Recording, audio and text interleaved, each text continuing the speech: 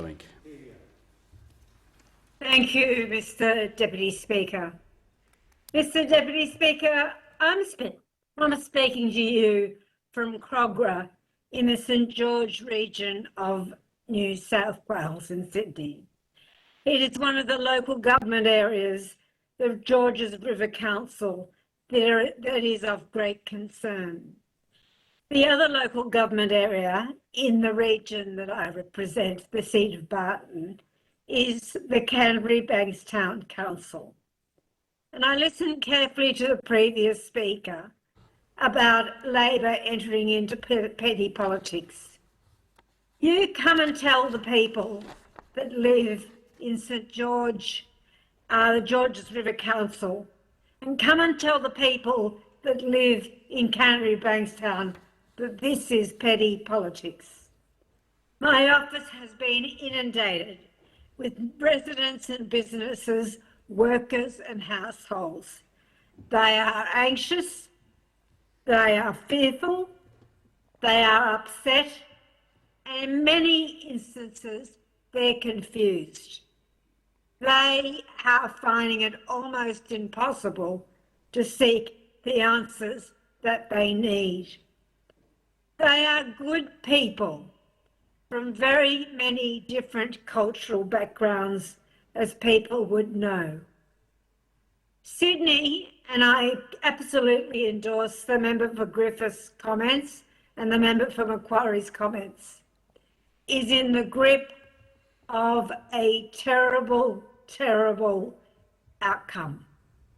Today was the worst day on record for not only numbers of infections, but people in the community that circulated whilst infected. And we're seeing the extension of lockdowns in New South Wales. People in the electorate that I represent are asking the government and this Prime Minister, while you almost wait, you always wait until something goes wrong before the actions. We saw that pattern in the bushfires, of course. He didn't take the pandemic seriously, while medical experts, state and territory governments and Labor were calling for a national response. The Prime Minister was still attending football games. As the lines formed around Centrelink, right across this country, there was the realisation, there might be a problem. Let me tell you, there is a problem. We're now 18 months into this pandemic, and we still do not have a national quarantine system. 18 months, and the Prime Minister is only considering incentives and other ways to accelerate the rollout. I hear the members of the government saying the vaccine rollout is on track. Well, come and tell the people of George's River, come and tell the people in Canterbury Bankstown that things are on track. They are losing loved ones and they are being hospitalised.